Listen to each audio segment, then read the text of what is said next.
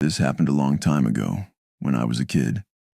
My hometown, well, it wasn't the kind of place people wrote postcards about. It was small, tucked away, and chronically underdeveloped. The kind of town where the biggest news was usually the mill threatening layoffs again, or the high school football team losing another game. We were in a slow decline.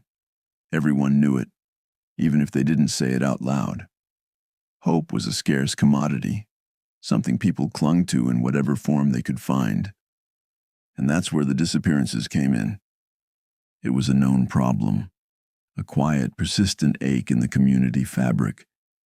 Kids, mostly teenagers but sometimes younger, would just vanish.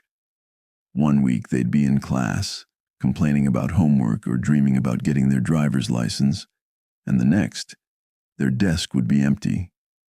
Their locker would stay shut. Whispers would start.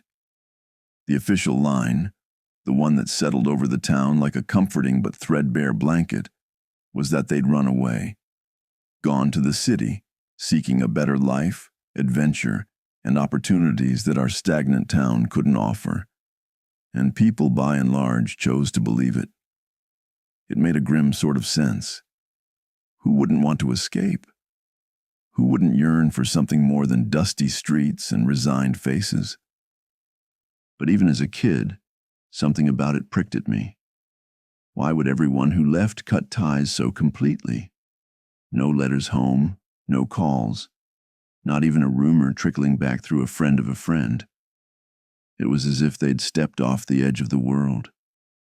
Families would grieve, of course, but then they'd latch on to that better life narrative. It was easier than confronting the void, the awful, echoing silence these kids left behind. Believing they were thriving elsewhere was a balm, a way to keep the creeping despair of our town at bay. It allowed a sliver of vicarious hope. If they could make it out, maybe the town itself wasn't a complete dead end. I didn't have many friends. I preferred my own company mostly. My walk home from school was usually solitary, a straight shot down Main Street, then a turn onto Elm, and a few more blocks through a quieter residential area. It was routine, predictable, until that one afternoon. The day started like any other. School droned on. The final bell was a release. I slung my backpack over my shoulder and started the familiar trek. The air was that specific kind of late autumn cool, crisp, but not yet biting. Leaves crunched underfoot. I was about halfway down Main Street when I first noticed him. He was standing across the road, near the boarded-up storefront of what used to be a pharmacy. What caught my eye wasn't that he was there, but that he didn't fit. Our town had its share of eccentrics, but this was different. He was wearing a suit. Not a work suit like Mr. Henderson, the bank manager, wore. This was darker, a bit too formal, and it seemed stiff, like it wasn't made of normal fabric. And it was impeccably clean, which was an oddity in itself in our perpetually dusty town. He was just standing there, not looking at anything in particular, but his stillness was alert, like a heron waiting by the water. I didn't think much of it at first. Maybe a salesman who'd taken a wrong turn, or someone visiting family. I kept walking. When I glanced across the street again a block later, he was still there, but he'd moved. He was now parallel to me, keeping pace, but on the other side. A faint prickle of unease started on the back of my neck. It was probably nothing, just a coincidence. I made the turn onto Elm Street. It was quieter here, fewer cars, fewer people out and about. I chanced to look back. He'd made the turn too. He was still across the street, but definitely following. The distance between us was the same, but the casualness was gone from his posture. He was walking with a distinct purpose now, his gaze fixed in my general direction. My heart started to beat a little faster. This wasn't right. Salesmen didn't follow kids home like this. I told myself to be calm. Maybe he was just going the same way. But Elm Street didn't lead to any businesses, just more houses and eventually the old scrapyard at the edge of town. I picked up my pace, not quite running, but a fast, determined walk. I risked another glance. He matched my speed effortlessly. The suit didn't ripple or bunch. It moved with him as if it were part of him. His face was indistinct from this distance, shadowed, but I could feel his attention on me, like a physical weight. Panic began to bubble up, cold and sharp. This wasn't a coincidence. I needed to lose him.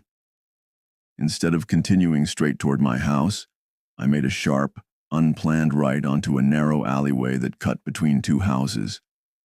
It was a shortcut I sometimes used, overgrown with weeds and usually littered with overflowing trash cans. It smelled damp and forgotten. I broke into a jog, backpack thumping against my spine. When I emerged onto the next street, breathless, I looked back. For a glorious few seconds, the alley was empty. Relief washed over me, so potent it almost buckled my knees. I'd lost him. Then he stepped out of the alley. He didn't look rushed or out of breath. He just appeared, smooth and silent, and turned his head, his gaze locking onto me instantly. The distance was shorter now, maybe half a block. I could see his face a little better. It was pale, unremarkable in features, yet utterly devoid of expression. No anger, no curiosity, just a blank, waiting stillness. The suit was still pristine. Terror, raw and undiluted, seized me. This was not normal. This was wrong. My only thought was to run. I bolted. My house was still several blocks away, but in the opposite direction now, thanks to my detour. Ahead of me, at the end of this less traveled road, lay the town's unofficial dump, the scrapyard. It was a sprawling mess of rusted cars, discarded appliances, mountains of junk, and treacherous piles of debris. Kids sometimes dared each other to go in, but it was generally avoided. It was vast, chaotic, and dangerous. It was also my best bet. I ran harder than I thought I could, legs pumping, lungs burning. The scrapyard fence, a rickety chain-link affair with several convenient holes, loomed closer. I didn't dare look back. I could hear his footsteps, though, a steady, rhythmic beat on the pavement behind me, never getting closer, never falling further behind. It was an unnervingly consistent sound. I dove through a gap in the fence, scraping my knee. The pain was a distant throb compared to the fear coursing through me. The scrapyard enveloped me. The smell was overwhelming. Rust, oil, decaying upholstery, damp earth, and something else. Something faintly sweet and rotten. Towers of junk rose on either side, creating narrow, winding pathways. I scrambled deeper into the maze, hoping the sheer complexity of the place would be my salvation. I ducked behind a teetering stack of bald tires, heart hammering against my ribs like a trapped bird. I strained my ears, listening for his pursuit over the sound of my own ragged breathing. Silence, or what passed for silence in a place like this, the groan of stressed metal, the rustle of unseen things in the weeds, the distant hum of the highway. Maybe, just maybe, I'd actually lost him this time. The thought was a fragile flicker of hope. He wouldn't know these paths. He'd give up. I waited, crouched and trembling, for what felt like an eternity but was probably only a minute or two. The adrenaline was starting to ebb, leaving me shaky and cold. I had to get out of here, but not back the way I came. There was another, more dilapidated section of fence on the far side of the yard, closer to the woods. If I could reach that, I could cut through the trees and circle back to my neighborhood. Slowly, cautiously, I peeked around the tires. The narrow passage was empty. I took a deep breath and started to move again, trying to be as quiet as possible, weaving through the metallic skeletons of forgotten vehicles and mountains of discarded household goods.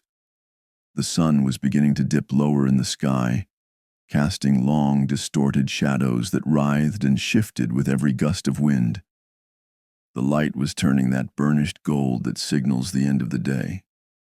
I was nearing what I judged to be the far edge of the scrapyard. I could see the ragged line of trees through a gap in a pile of twisted metal. Freedom felt tantalizingly close.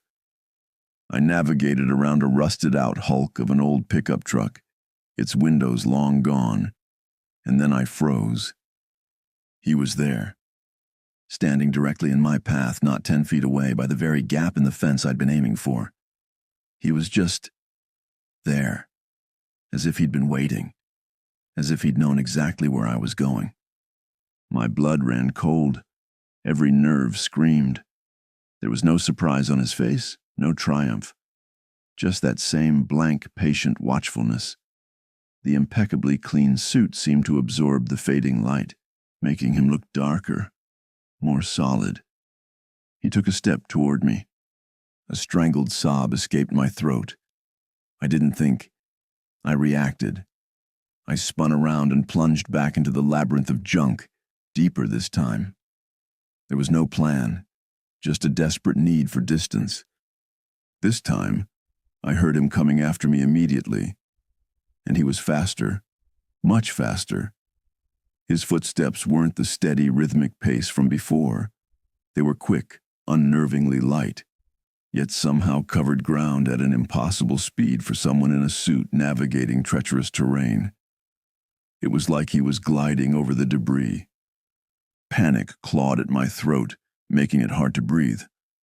I scrambled, tripped, caught myself, pushed onward. My lungs ached. My scraped knee throbbed. Tears streamed down my face, blurring my vision. I could hear him getting closer. I spotted a small, dark opening beneath a pile of flattened car bodies, the kind that had been crushed into grotesque rectangles. It looked like a shallow cave of rusted metal. Without a second thought, I threw myself to the ground and wormed my way into the tight space. It was cramped, filthy, and smelled of stale oil and damp earth. Jagged edges of metal pressed into me from all sides. I squeezed myself as far back as I could until my shoulders hit the cold, unyielding ground at the very back. I was completely hidden, enveloped in oppressive darkness, save for a sliver of grayish light filtering through a small gap near the front of my metallic tomb. I held my breath, listening. Silence. Then, footsteps. Slow now, measured, moving around the pile of cars I was under. I could hear the crunch of debris beneath his shoes, the occasional soft metallic scrape. He was searching. Through the tiny gap, I saw a sliver of his dark trousers pass by. Then again, he was circling. My heart felt like it was going to explode. I pressed my face into the dirt, trying to muffle the sound of my own terrified gasps. Every instinct screamed at me to stay still, to become part of the earth and rust around me. The sun was definitely going down now. The already dim light filtering into my hiding spot was fading rapidly. The shadows outside were lengthening, merging, swallowing details. Then he spoke. His voice was calm, almost gentle, but it carried an unnatural resonance that vibrated through the metal around me. "Come on out, kid." A pause. "There's no need to hide. We can just talk." Talk? The absurdity of it was a fresh stab of fear. What could we possibly talk about? I stayed silent, frozen. "I know you're in here somewhere," his voice continued, still calm, but with an edge now, like a carefully sharpened blade. "This yard isn't that big. I'll find you." He moved again, his footsteps methodically covering the area around my hiding spot. I could hear him shifting debris, the screech of metal on metal. Each sound sent a jolt of terror through me. The light through my gap was almost gone. It was becoming truly dark under the cars. And then, the voice changed. "Sweetheart, are you in there? It's Mommy." My blood turned to ice. It was my mother's voice. Not just similar. It was her. The exact tone, the cadence, the little lilt she had when she was worried. The sound of it, so familiar, so comforting in any other context, was now the most terrifying thing I had ever heard. "Baby, please come out. I was so worried when you didn't come home. What are you doing in this awful place? Come out, it's getting dark. Let's go home." A part of my brain, the logical part, knew it wasn't her. Couldn't be. But the raw, primal fear, coupled with that perfect imitation, a tiny, treacherous part of me wanted to believe it, wanted to crawl out and find her there, to have this nightmare end. "Please, honey," the voice pleaded, laced with a perfect imitation of maternal distress. "You're scaring me. Just come out. Everything will be okay." Tears were flowing freely now, silent tears of utter terror and confusion. I bit down hard on my lip to stop myself from making a sound, tasting the coppery tang of blood. He was trying to lure me out. He knew my mother's voice. How? The last vestiges of daylight vanished. The scrapyard was now plunged into near-total darkness, relieved only by the faintest ambient glow from the distant town lights, which barely penetrated this deep into the junk. Under the cars, it was absolute black. I was blind, relying only on sound. I thought I was doomed. He would find me. He was patient, methodical. It was only a matter of time. The voice, her voice, had stopped. There was only silence for a moment, a heavy, pregnant silence. Then came a new sound, a low groan, guttural and pained. It wasn't human. It was followed by a rasping, wet growl, like an animal in distress. It seemed to come from right outside my hiding spot. My fear ratcheted up to a level I didn't know was possible. What was happening? The growls intensified, mixed with harsh, choking sounds. It sounded like he was in agony, like the darkness itself was hurting him. And then, his own voice again, but ragged now, strained, filled with a furious, desperate anger that was far more terrifying than his earlier calm. Damn it all, the light gone too soon. Another pained snarl. Then, chillingly clear, his words cut through the night, seeming to echo in the sudden stillness. "I will find you eventually, kid. Just in another day, perhaps." There was a strange rustling sound then, like dry leaves skittering across concrete, or sand pouring from a height. It lasted only a few seconds. And then, nothing. Absolute silence. No footsteps. No breathing. No pained growls. He was gone. I stayed huddled in that metallic coffin for what felt like hours, too terrified to move, too shocked to process. Eventually, the cramping in my limbs and the desperate need to escape the crushing darkness forced me to act. Trembling uncontrollably, I slowly, agonizingly pushed myself out from under the cars. The scrapyard was utterly dark, save for the sliver of moon that had risen. I stood there, shaking, expecting him to reappear at any moment. But there was nothing, no sign of him. Where he had been standing, or where I thought he had been from the sounds, there was just dust, a faint, fine layer of something dark on the ground, already being disturbed by the night breeze. It looked like a patch of exceptionally dry soil, out of place amongst the damp earth and rusted metal. I didn't wait to examine it. I ran. I ran out of that scrapyard the way I'd come, not caring about the noise I made, fueled by a primal terror that lent my legs impossible strength. I ran through the dark streets, not stopping until I slammed through my front door, gasping for breath, collapsing in a heap in the hallway. My parents were frantic. I was covered in dirt, grease. My knee was bleeding. My clothes were torn, and I was hysterical. I tried to tell them. I babbled about a man, a suit, the scrapyard, his voice, my mother's voice. But it came out as a jumbled, incoherent mess. They thought I'd had a bad scare, maybe got chased by a dog, or had a run-in with some older bullies. They cleaned me up, bandaged my knee, and put me to bed. I never told them the full truth. How could I? How could I explain that the man who chased me, the man who sounded like my mother, had turned to dust when the sun went down? They would have thought I was crazy. Maybe I was. But I knew what I saw, and I knew what I heard. That thing in the suit wasn't just a serial killer or a kidnapper. It was something else. Something that couldn't stand the night, or perhaps couldn't exist without daylight in its physical form. Something that hunted in the full light of the sun. The disappearances in our town, I started to see them in a new light. Were they all just kids running away for a better life? Or had some of them, like me, taken a wrong turn on their way home, on a day when the sun didn't set quite quickly enough? Had they been lured by familiar voices out of hiding, into the waiting darkness?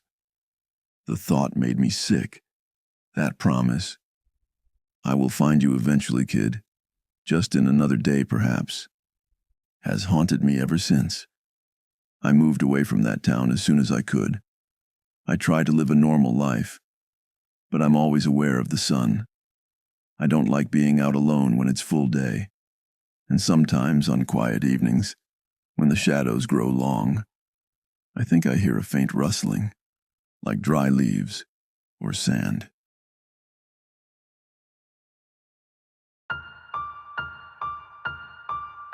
Thanks for watching Shadow Voices. New creepy stories uploaded every day. Hit subscribe and turn on notifications so you don't miss tomorrow's nightmare. Got your own story? Submit it using the link in the description. See you in the shadows.